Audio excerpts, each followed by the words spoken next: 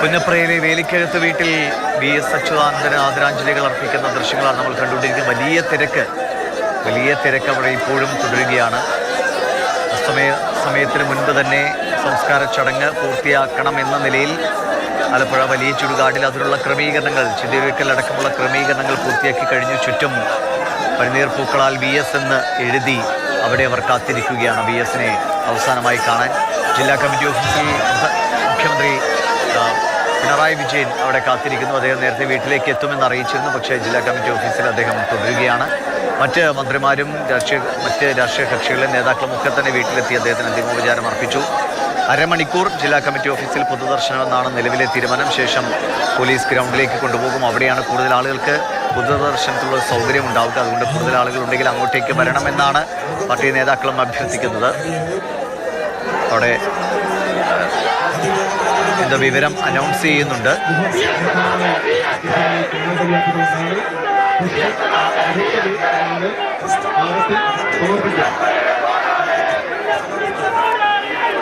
നമുക്ക് അനൗൺസ്മെന്റ് ഇവിടെ വ്യക്തമാകുന്നില്ല. ഒരുപക്ഷെ വേഗത്തിൽ പ്രദർശനം പൂർത്തിയാക്കണമെന്ന ഒരു കാര്യമായിരിക്കാം അവിടെ അനൗൺസ് ചെയ്യുന്നു തോന്നുന്നു. വേഗത്തിൽ ആളുകളെ കടത്തിവിട്ടുകൊണ്ടേയിരിക്കുകയാണ്. സാധാരണക്കാരായ പാവപ്പെട്ടവരായ കർഷക തൊഴിലാളികളായ അങ്ങനെ അനേകം ആളുകളാണ് തങ്ങളുടെ പ്രിയ നേതാവിന്, പ്രത്യേകിച്ചും ആലപ്പുഴ എന്നത് വി.എസ്. അലിഞ്ഞു ചേർന്ന ഇടമാണ്.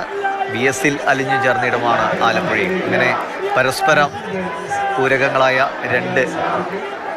രണ്ട് സംവിധാനങ്ങളാണ് വി.എസും ആലപ്പുഴയും. അത്രത്തോളം ഏഴയോടൊപ്പം ഹൃദയബന്ധം ആ നാടിന് വി.എസുമായിട്ടുണ്ട്, ആ നാട്ടുകാർക്ക് വി.എസുമായിട്ടുണ്ട്. അതുകൊണ്ട് തന്നെയാണ് ഈ ഒരു സ്നേഹത്തിൻ്റെ കാഴ്ച, ആദരവിൻ്റെ കാഴ്ച നമ്മൾ പുന്നപ്രയിലെ വീട്ടിൽ കണ്ടുകൊണ്ടിരിക്കുന്നത്. ഇവിടെ നിന്നുമാണ് ജില്ലാ കമ്മിറ്റി ഓഫീസിലേക്ക് വി.എസിനെ കൊണ്ടുപോകേണ്ടത്.